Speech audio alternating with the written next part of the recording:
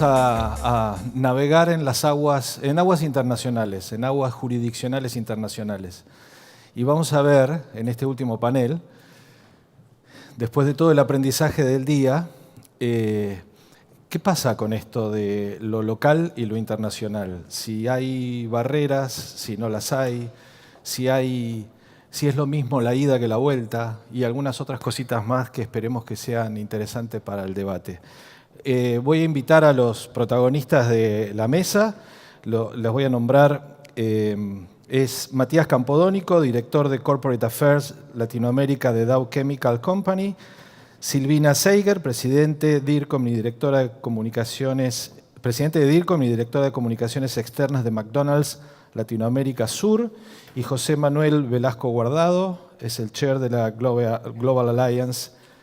Y como vemos, todos ellos, hasta en la descripción de sus puestos, nos delatan su rol internacional y en ese carácter es que vamos a arrancar con esta discusión como si estuviésemos en la intimidad de un café. Y la sensación durante el día fue esto de que toda la tecnología, los canales, la aceleración, la velocidad, que en algún momento apareció como un dato distintivo de la época, en algún lugar también nos hace que a la hora de plantear estrategias, a la hora de saber cómo movernos en ese entorno, hay como un rescate muy interesante a los fundamentals de la comunicación, es decir, a algunos lugares donde refugiarnos que tienen que ver hasta con la efectividad de la comunicación uno a uno, porque si vemos, a pesar de la gran sofisticación, todavía hablamos de la segmentación, todavía hablamos, y mucho más que nunca, de la escucha, todavía hablamos de la empatía, todavía hablamos de no fingir. En el panel político se habló casualmente de no impostar. Entonces, una de las primeras cosas que vamos a ver en esta cuestión de cómo lo internacional perfuma lo local o al revés, vamos a ver qué pasa con algunas palabras clave en esto, para hacerlo más interesante, creo que para la discusión. Y la primera palabra clave es la del control. ¿Qué pasa con el control de la comunicación en estrategias de comunicación global? ¿Qué pasa? Ok, seguimos por la próxima. Bueno, te doy mi visión desde Dow, que es una compañía de ingenieros básicamente, y donde el control claramente es parte de la vocación de un ingeniero, ¿no? Una compañía que maneja sustancias que suelen ser muy peligrosas, que tiene procesos muy definidos y que también tiene grandes desafíos a la hora de comunicar. Hoy estuve viendo el clip de la isla de plásticos. Entonces el desafío nuestro como comunicadores y como función es también traducir, un poco trabajar como traductores de esa conversación que tiene lugar para que ellos, como líderes de la compañía, que no necesariamente es el mundo en el que están más cómodos, entiendan cuáles son las prioridades, entiendan qué se puede diseñar desde lo global, pero en qué medida estas estrategias se tienen que implementar localmente. Dow, por suerte, es una compañía que siempre entendió la importancia de lo que nosotros llamamos boots in the ground, que es la única manera de manejar una compañía con presencia en 160 países, ¿no? Y también creo que otro aspecto muy importante es, cuando veíamos así en el clip que presentó Adat, es que con toda esta interactividad que hoy también hay mucho ruido, y vuelvo a este punto que comentabas vos de la necesidad del contacto one-on-one, ¿no? De estar presente, en el momento que estás teniendo esa comunicación. Entonces es un tema complejo, ¿no? Yo creo que vivimos cada vez más en un mundo globalizado. Entonces el control es difícil, no es fácil en este mundo en el que vivimos, donde todo está interconectado, donde todo el mundo puede ver todo, controlar. Sí, creo que como todos pertenecemos a compañías corporativas, necesitamos respetar ciertas políticas de comunicación, pero sí creo que es muy importante poder establecer una comunicación clara, directa y que realmente no incida en cualquier tipo de efecto que pueda tener un disparador comunicacional para el control, ¿no? Por eso también es muy importante que nosotros estemos sentados a la mesa de los directores, de la parte del negocio, que muchas veces también al no entender tanto de qué va la comunicación quieran controlar y poder poner nuestro punto de vista, poder establecer de qué forma nosotros podemos, si bien mantener a toda la estructura de la organización informada para que ese control no se descontrole tanto, también poder poner nuestro punto de vista a la hora de qué comunicar, cómo comunicar, de qué forma comunicar, para justamente mantener el clima y la tranquilidad de todos. José Manuel. Sí, si me permite, Gustavo, yo te voy a dar una respuesta teórica y otra práctica. Claro. ¿No? La teórica es, bueno, a principios del siglo XX, un urbanista escocés, Patrice Geddes, inventó aquello de think globally, act locally, ¿no? A principios del siglo XX no era un tipo de comunicación, era un urbanista. Él lo que pretendía era, para lo que era la reurbanización de las ciudades, utilizar conceptos locales, pero al final tenía que aplicarlos en un sitio concreto, por eso decía lo de actuar localmente. Yo creo que los comunicadores, muy inteligentemente, porque en general somos gente hábil y rápida, adoptamos rápidamente ese criterio e inventamos aquello de local. Creo recordar que fue Sony la primera compañía que empezó a aplicar ese concepto en lo que era el diálogo entre la matriz y las filiales en los distintos países. Bueno, pues yo hoy, y es la respuesta teórica, defiendo el piensa global, actúa global, porque al menos en comunicación, porque los desafíos a los que nos enfrentamos son globales y requieren respuestas globales, lo cual no quiere decir que no adaptes el mensaje a la idiosincrasia del territorio. Y ahora la respuesta práctica. Yo siempre he estado en el cuartel general. Yo en las dos multinacionales para las que trabajé, una de energía y otra de construcción y servicios medioambientales, era el responsable de comunicación de corporativo de toda la comunicación. Y eran empresas, una de ellas, la segunda muy grande, tenía más de 100.000 trabajadores y 2/3 del negocio fuera de España. Es decir, yo me sentía cómodo en el papel de jefe corporativo y, por lo tanto, jefe controlador. Lo que pasa es que pronto me di cuenta que, y más en el mundo de hoy, que es imposible controlar a los equipos locales. Entonces, lo que he intentado siempre es, llamémoslo control, pero no es control, es imponer un modelo de comunicación y una forma de entender la función. Yo les daba libertad a los equipos en los distintos países, y en FCC estaba en 45 países, para que interpretasen el posicionamiento, el modelo más que el posicionamiento, y además lo aplicasen de acuerdo con la idiosincrasia local, pero siempre defendiendo la función. Es decir, les hacía pensar que lo que tú hagas lo podrás hacer localmente, pero tienes que defender la función en su conjunto. Es decir, tiene que repercutir en los equipos de comunicación de otros países. En unos casos tuve éxito y en otros casos no tuve éxito. El hecho de hablar de control parecería ser un poco antipático, porque es una palabra que dentro de lo que estuvimos hablando hoy parecería que choca, pero en realidad, si pensamos a la comunicación como una herramienta del management estratégico de las organizaciones, no debería ser muy distinta de las políticas globales de finanzas o contables o de recursos humanos o de talentos o lo que fuere, y esas son bastante rígidas. Es decir, no es que ahí hay mucho lugar para improvisar. Sin embargo, y sobre todo desde el punto de vista de cuando las empresas plantean una apertura y un diálogo, hay como dos momentos en los cuales parecería que el control se vuelve importante. Uno, en el que yo me quiero asegurar que determinados parámetros, determinados mensajes, determinados intentos conceptuales estén dichos de una manera más o menos igual en todo el mundo. Y dos, parados ante eventuales crisis o riesgos, tampoco puedo liberar, digamos, el flujo de comunicación. Matías, dijiste algo así como traductores en algún momento. ¿Cómo funciona esto de la traducción? No estamos hablando de traducción de idiomas, sino que estamos hablando de adaptaciones culturales. ¿Cómo funciona este lugar? Yo creo que tiene una doble dimensión. En mi caso particular, yo tuve un rol global en la casa matriz. Empecé en DAO en Argentina con un rol local y ahora tengo un rol regional. Entonces, literalmente estoy en el medio, hasta geográficamente, entre la casa matriz en Michigan y por ejemplo, Buenos Aires.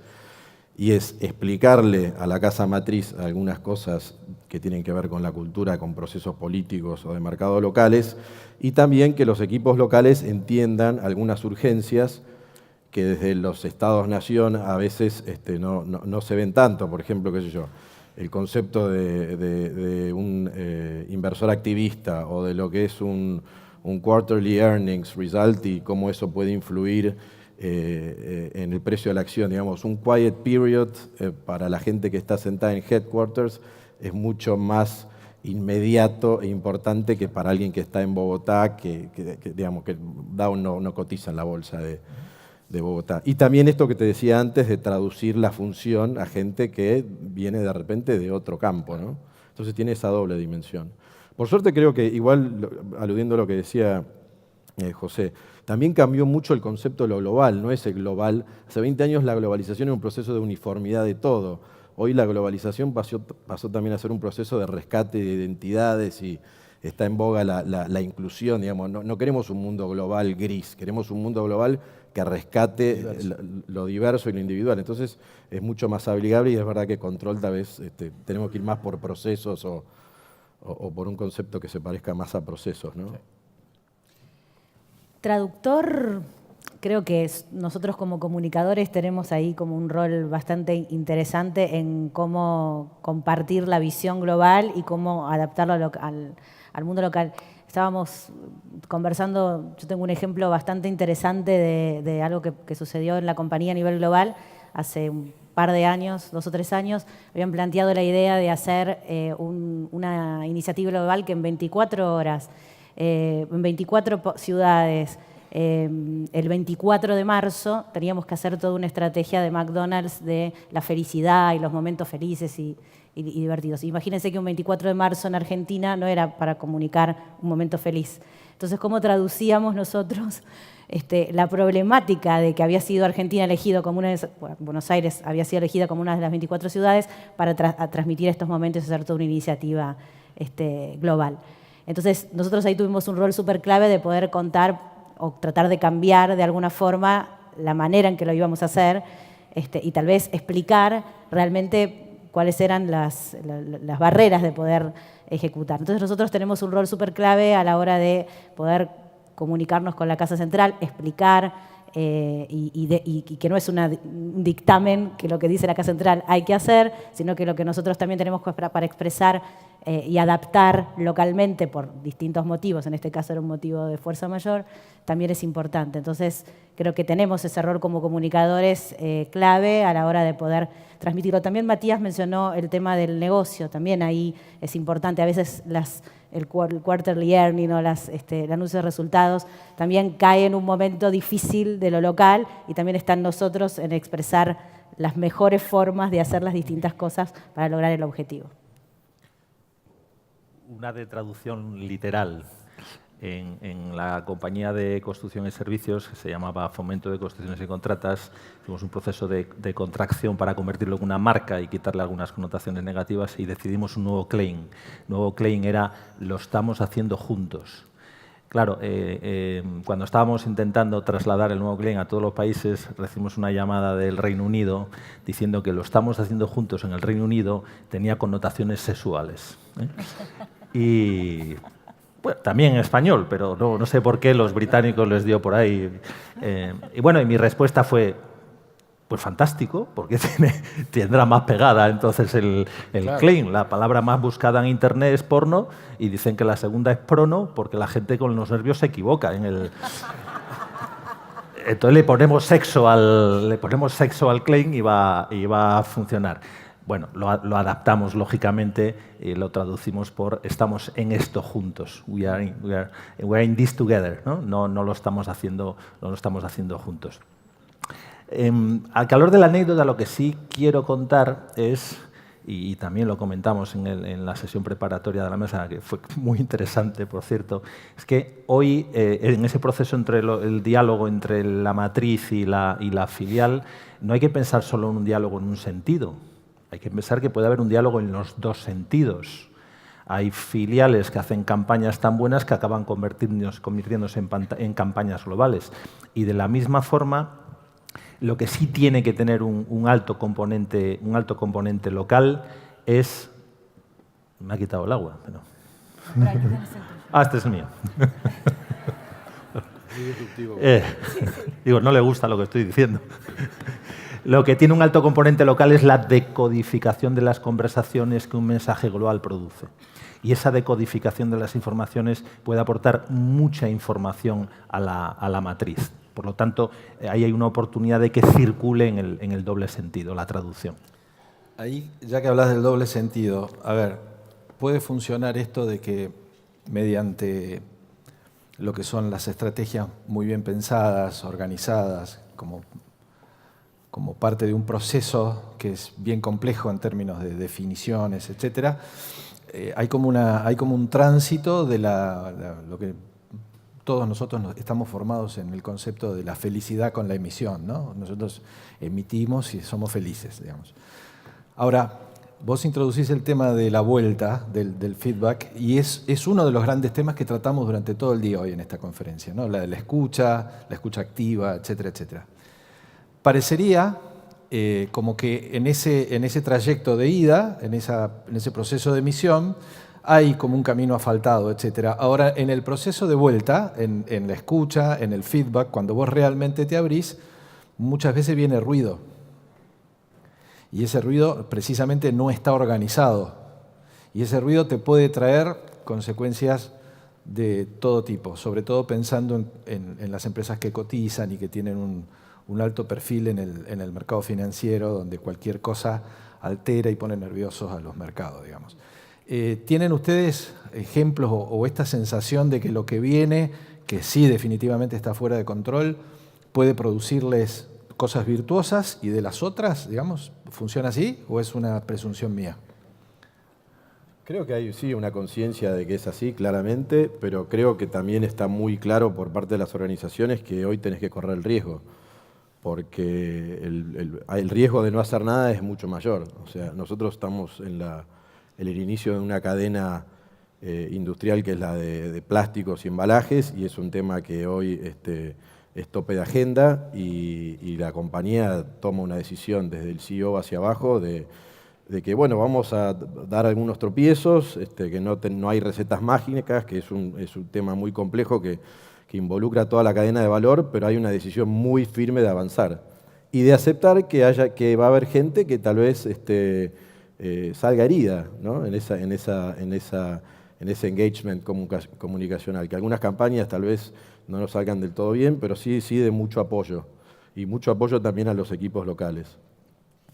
Yo me acuerdo cuando estaba en IBM, y hoy hablaron bastante, el día que se anunció Watson, que Watson es la computadora de inteligencia artificial, se hizo muy estratégicamente con el tema del anuncio también de resultados, para justamente en la acción producir un impacto.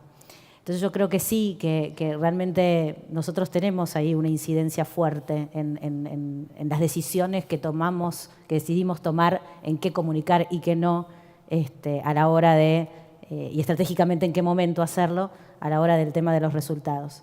Entonces yo creo que sí, vos hablabas de los ruidos, ¿no? ¿Qué tipo de ruidos pueden causar? Yo creo que una estrategia de comunicación realmente bien planificada puede realmente hacer cambiar las acciones. Depende en qué momento lo hagas, qué anuncio hagas y cómo lo hagas. Estoy de acuerdo con Matías en el sentido de que hoy hay que asumir riesgos. Hoy las personas de comunicación tenemos que asumir riesgos porque no podemos trabajar ni nosotros ni nuestros compañeros del comité ejecutivo con el paradigma de la gestión, el paradigma del control, sino de la gestión. Y lo que sí tenemos es muchos mecanismos vía feedback para acortar el alcance de los riesgos, ¿no? Porque puedes monitorizar prácticamente en tiempo real las conversaciones y, por lo tanto, como mínimo tienes la capacidad de intervenir en esas conversaciones. Bien es cierto que eso requiere un cambio cultural en las organizaciones que tiene que ver uno con el protagonismo, que el protagonismo necesariamente hay que compartirlo, y el segundo es con la capacidad de encaje de la crítica o de lo que no te gusta escuchar. que hay todavía mucho recorrido en las organizaciones, básicamente en las empresas y sobre todo en los líderes, en lo que es no solo tienen que desarrollar la capacidad de escucha, sino la capacidad de aceptar que lo que estás escuchando es un regalo que te da un cliente y que por lo tanto puedes aprovecharlo. Yo creo que en estos momentos en comunicación, en ese diálogo entre la periferia y la matriz, hay dos elementos muy importantes que no solo aplican para comunicación, aplican para la gestión en general. Uno es el de learnability. Tienes que aprender a aprender todo el rato, ¿no? En ese aspecto, ser muy ágil para poder tener respuestas a preguntas distintas y preguntas nuevas. Y el segundo es reconocer la vulnerabilidad, es decir, que si te has equivocado, rápidamente reconocerlo y aprender del error. Y ahí los cuarteles generales pueden aprender mucho de esa decodificación que le viene de las filiales. Ahí, hablando de vulnerabilidad, que es una de las palabras uno de los conceptos con los cuales vamos a convivir por los próximos años de manera muy fuerte, por lo menos creo yo. ¿Cuán vulnerables creen que son sus organizaciones en términos de cuando se abren en ese proceso?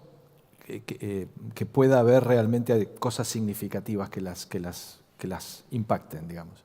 ¿Lo ven factible? Digamos, ¿ven que este proceso de apertura puede derivar en cuestiones difíciles de manejar, hasta pérdida de valor de mercado fuerte, etcétera? ¿O no es dentro del mapa de riesgos no entra esa vulnerabilidad?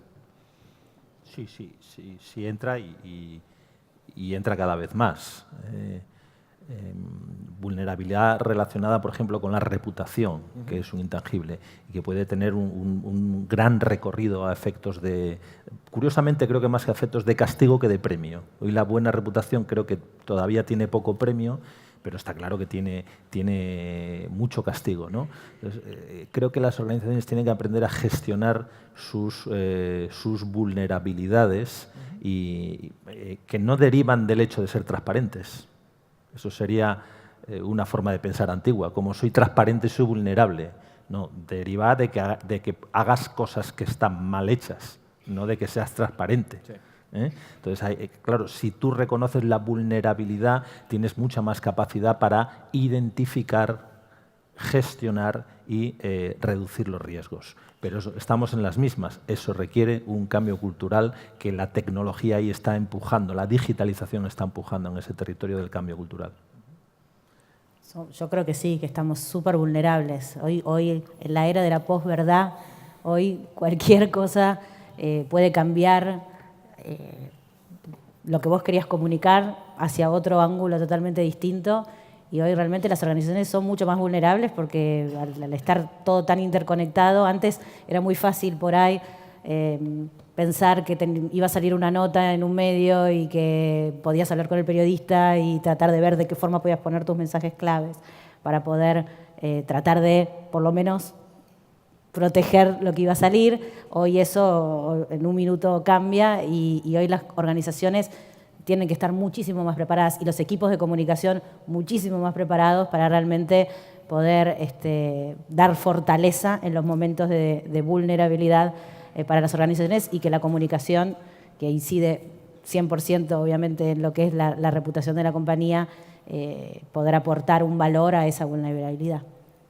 Coincido, yo obviamente que estamos más vulnerables que nunca. También creo que es una gran oportunidad para nosotros como profesionales argentinos y latinoamericanos acostumbrados a los vaivenes, a las crisis, a que la realidad no sea siempre blanca y negra, de justamente ser nosotros a veces los que lejos de las casas matrices podemos tomar algunos riesgos y jugar un poco más y volvernos benchmark también dentro de nuestras compañías, de lo que es comunicaciones, gestión de crisis, asunto de gobierno.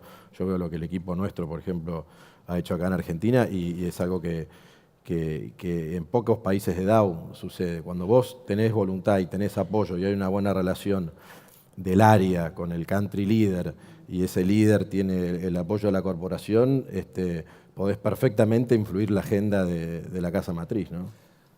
Vamos a ver, a lo mejor alguno de los que todavía resisten en el auditorio alguna vez soñó o quiere o aspira o va a aplicar para tener algún rol global? Dígame cada uno un skill necesario para poder hacer esa función. Para mí fue humildad, porque me tocó empezar picando piedras.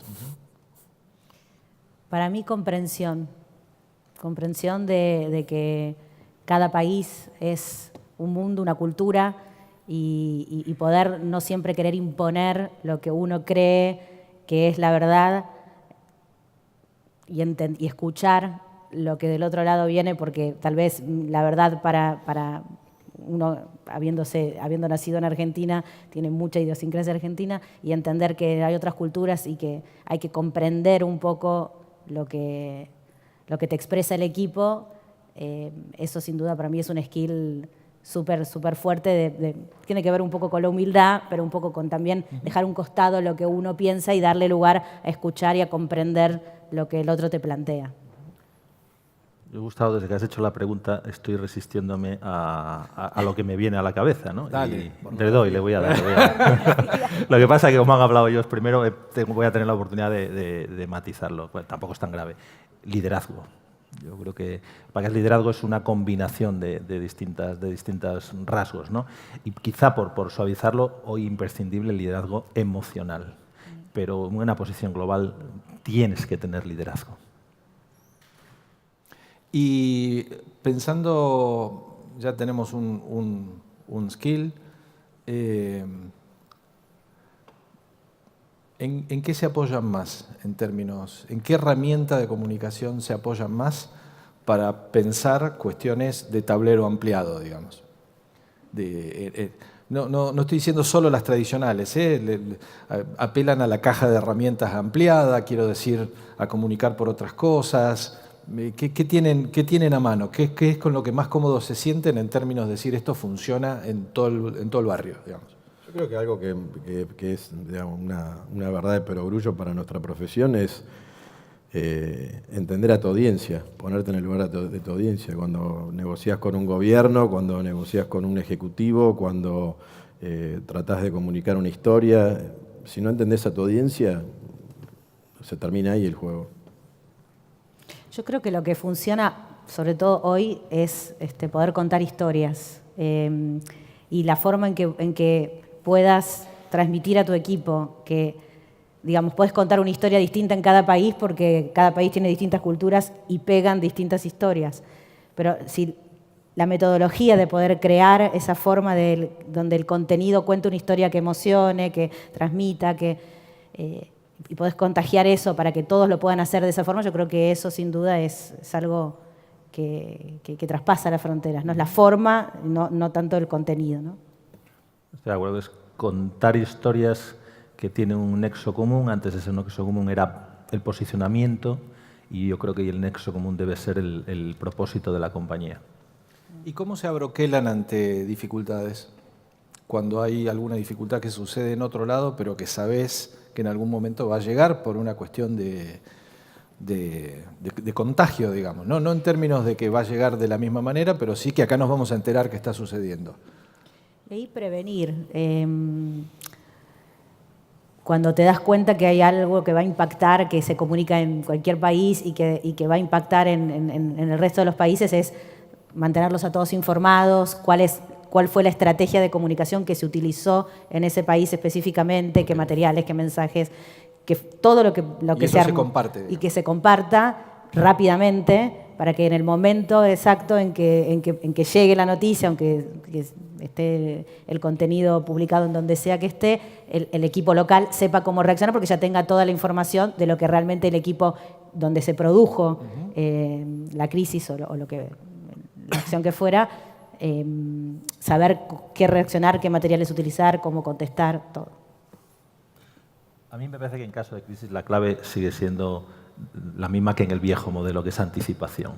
Si tienes una crisis, vete contando tú lo que ocurre y como mínimo compensa lo que cuentan otros. A mí me viene a la cabeza, estando en esta última empresa en esa posición, provocamos la quiebra, digo provocamos, me sale el verbo, pero se produjo, la quiebra en Austria de una empresa que fue la mayor quiebra de una empresa desde la Segunda Guerra Mundial. Estamos hablando de hace 6 o 7 años. De un día para otro, 20.000 trabajadores a la calle en un país donde hay pleno empleo y donde no sabían que era esto de las grandes quiebras. Esa quiebra, las responsabilidades económicas derivadas de esa quiebra equivalían a 3 veces los fondos propios de la matriz de España. Es decir, que lo lógico hubiese sido que la matriz hubiese caído con esa quiebra. Hubo 2 estrategias. Una estrategia legal, que era cortar ese miembro, es decir, que no hubiese contagio desde la filial a la matriz, defender que esa filial era autónoma, que por lo tanto las decisiones se tomaban allí, pues eso tenía consecuencias legales importantes. Y la segunda fue justo lo contrario, es contar de primera mano cuál era el efecto que la crisis tenía sobre el plan estratégico que justo 3 meses antes se acababa de presentar. Y salimos al mundo, sobre todo al mundo financiero, a contar el efecto que tenía sobre la deuda, sobre el EBITDA, sobre los parámetros financieros. La consecuencia de aquella campaña y del reconocimiento de la vulnerabilidad fue que 3 meses después Bill Gates invirtió en una compañía que todavía en esas condiciones podía perfectamente quebrar. La matriz, invirtió en la matriz, ¿no? Y creo que es un buen ejemplo de cuando te anticipas y cuentas la historia, insisto que eso aplicaba ya para antes, tienes ventajas competitivas frente a dejar que otros vayan contando la historia. Coincido con ellos, creo que en las multinacionales una ventaja es que difícilmente sea la primera vez que pasa cuando te pasa a vos, entonces hay una gran oportunidad de levantar el teléfono y utilizar, digamos, recursos que se han utilizado en otras partes. Con la frustración de no haber podido hacerlos discutir ni en un solo punto, porque fue, sí, estoy de acuerdo, sí, me parece bien, qué bien lo que dice. No pude hacerlos. Pasamos por casa matriz. Sí, hay un dato, digamos, antes de que Mariana me tire con su bota, que ya la tiene en la mano, un dato muy interesante, y es que tenemos muchos colegas cumpliendo roles globales. Y la verdad que es algo muy interesante para la profesión, porque no solo habla de estas cuestiones que yo les pregunté, cuáles eran los skills que hay que tener, y esos skills estuvieron muy bien orientados. Nadie dijo saber 6 idiomas, no, tiene que ver con la humildad, con poder ponerse en el lugar del otro, con comprender. Y esas son características que no sé si vienen dadas solamente por la formación universitaria, pero sí vienen dadas con nuestra forma de ser. Y hoy, desde Juan Iramain, que no nos pudo acompañar, que está cumpliendo un rol global para un banco que ni siquiera está en el país, en Canadá, o Facu Echevere en Danone, o Goyo Lascano en Estados Unidos trabajando para la cervecera. Digamos, hoy tenemos colegas que están cumpliendo con roles internacionales muy interesantes, que en algún momento volverán y compartirán esas experiencias, pero es un lindo camino esperanzador para cualquiera que desde nuestra formación podemos hacer cosas interesantes e importantes a nivel global, porque tenemos la capacidad y la formación. Después depende de cada uno. Yo les quiero agradecer y por favor los despedimos a los 3 con un aplauso.